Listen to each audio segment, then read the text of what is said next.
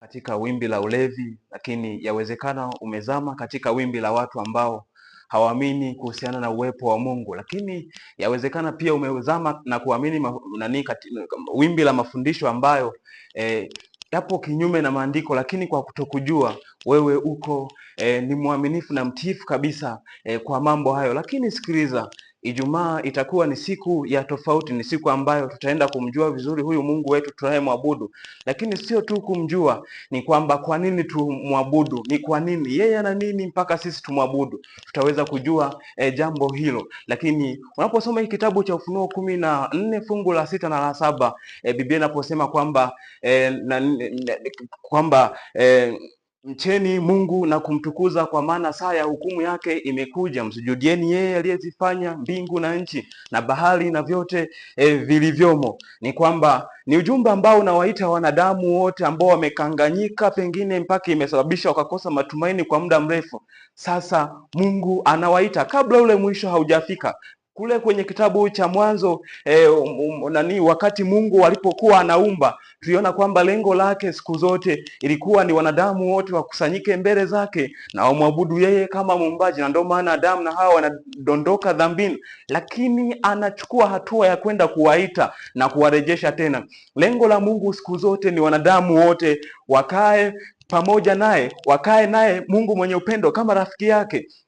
Lakini unaposoma pia kitabu cha Yohana 3:16 ni kwamba kwa maana jinsi hii Mungu aliupenda ulimwengu wote hata akamtoa mwanae pekee, ili kila mtu amwaminie asipotee, bali awe na uzima wa milele. Siku zote lengo la Mungu imekuwa ni wanadamu wakusanyike mbele zake na kumwabudu yeye kama muumbaji yao, kwa hiari na kwa upendo kabisa. Mpendwa, ujumbe huu unawaita wanadamu wote basi sasa waweze kurejesha kicho kile ambacho kimepotea kuhusiana na Mungu wao, heshima ambayo Mungu alipaswa kupewa iliyopotea kwa muda mrefu kutokana na hila za mwovu Ibilisi. Sasa kabla mwisho haujafika, wanadamu wote wapate kurejea. Kristo alikuja kufa kwa ajili yako wewe pamoja na mimi ambao wote ni wadhambi. Sasa kabla huu mwisho haujafika, anawaita wanadamu wote waweze kumrejea yeye na kumwabudu yeye kama muumbaji wao. Unaposikia sauti hii, unaposikia tangazo hii,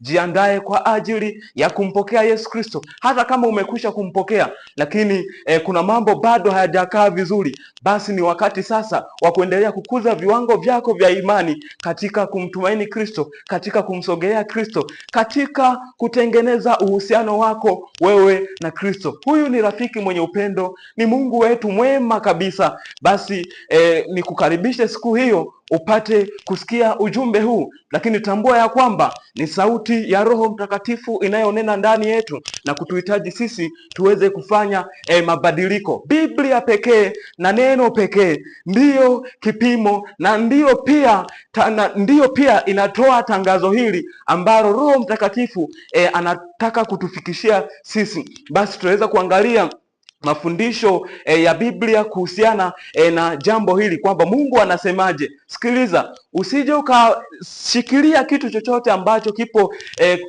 kinyume na Biblia kwa sababu tu labda kimesemwa na kiongozi mkubwa au kimesemwa na mwalimu wako, kimesemwa na mchungaji wako. Pata Biblia pekee, ilichokisema ndicho tutakachojifunza, na sisi mioyo yetu iko tayari kwa ajili ya kufuata hicho. Mungu akubariki unapochukua hatua hii ya kuweza kufanya mabadiliko na kufanya matengenezo kabla haujachelewa. Mlango wa rehema bado uko wazi, mlango wa rehema bado haujafungwa. Chukua hatua na Mungu akubariki.